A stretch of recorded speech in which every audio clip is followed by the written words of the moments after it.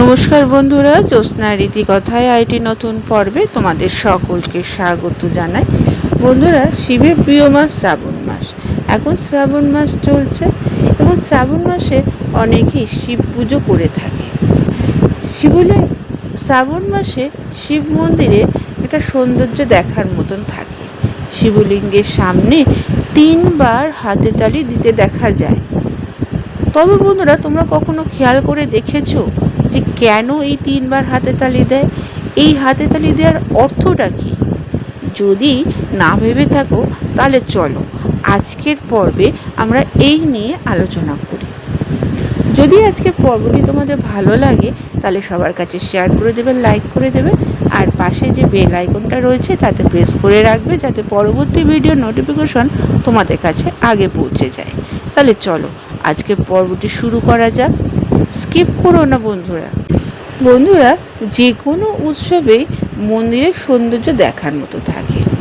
শ্রাবণ মাসে এই দৃশ্য ভিন্ন।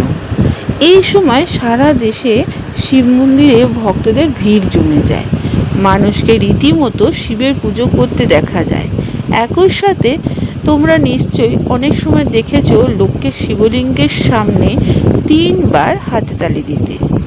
এই সংখ্যাটি আরও একটু বেশি হতে পারে, তবে সাধারণত কেবল এটি 3 বারের গণনা করা হয়। যদি তোমরা না জানো কেন এটি করা হয় তাহলে আজকের পর্ব তোমাদের দেখতে হবে। প্রতিটি হাতে তালির অর্থ কী, এর পেছনে কি পৌরাণিক তাৎপর্য রয়েছে, এবার আমরা জানতে পারব। জ্যোতিষশাস্ত্র অনুসারে বন্ধুরা, শিবলিঙ্গের সামনে হাততালি দেওয়ার মানুষের গভীর বিশ্বাস এবং পুরাণে বিশ্বাসের কারণ। পুজোর সময় 3 বার হাতে তালি দেওয়ার নিজস্ব একটি বিশেষ তাৎপর্য রয়েছে। মন্দিরে গিয়ে শিবলিঙ্গের সামনে প্রথমবার হাতে তালি দেওয়ার অর্থ হল ভগবান শিবের সামনে নিজের উপস্থিতি নিবন্ধন করা। দ্বিতীয়বার হাতে তালি দেওয়ার সময় কারোর ইচ্ছে জিজ্ঞাসা করা হয়। তৃতীয় হাতে তালির অর্থ হল ভগবান শিবের কাছে নিজেকে সমর্পণ করা এবং ভুলের জন্য ক্ষমা চাওয়া। এর অর্থ হল এখন ভগবান শিব যে পথ দেখান না কেন কেবল সেই পথ অনুসরণ করতে হবে। বিশ্বাস করা হয় যে রাবণ যখন শিব মন্দিরে এসে 3 বার হাতে তালি দিয়েছিলেন তখন তিনি রাজ্য লাভ করেছিলেন।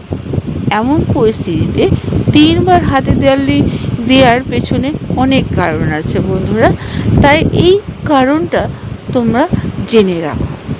বন্ধুরা, আজকের পর্বটি এখানেই শেষ করলাম।